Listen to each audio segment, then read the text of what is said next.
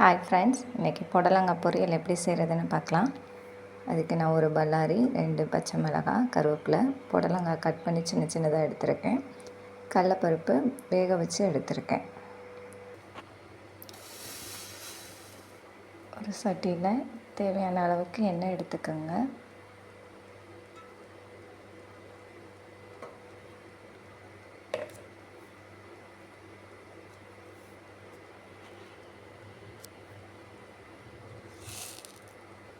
அதுக்கப்புறம் அதில் ஒரு கொஞ்சம் கடுகு,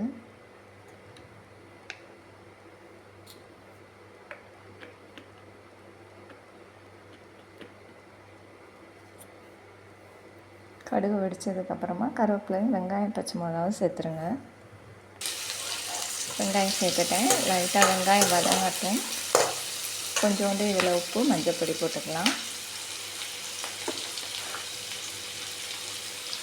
நான் வெங்காயத்துக்கான உப்பு மட்டும் போடுறேன்.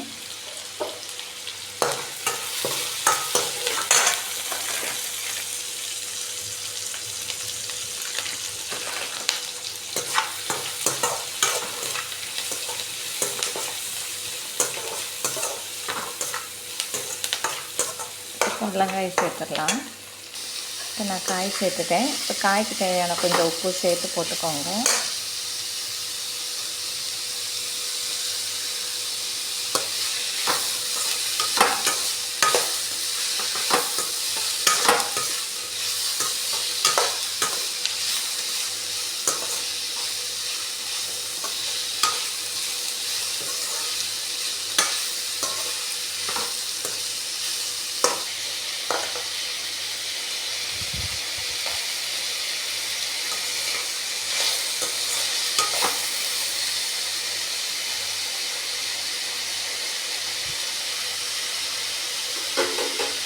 அஞ்சு நிமிஷம் காய் நல்லா வேகட்டும். அதுக்கப்புறமா நம்ம பருப்பு சேர்த்துக்கலாம்.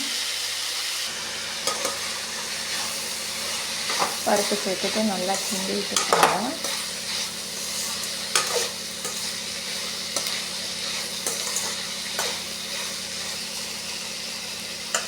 கொஞ்சமாக தண்ணி ஊற்றி ஒரு மூடி போட்டு வேக விட்டுருங்க.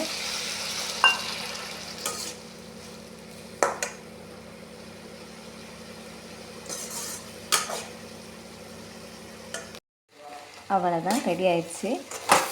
தேங்காய் பூ வேணும்னா தேங்காய் பூ போட்டு இறக்கிக்குங்க. எனக்கு வேணாங்கிறதுனால நான் போடலை.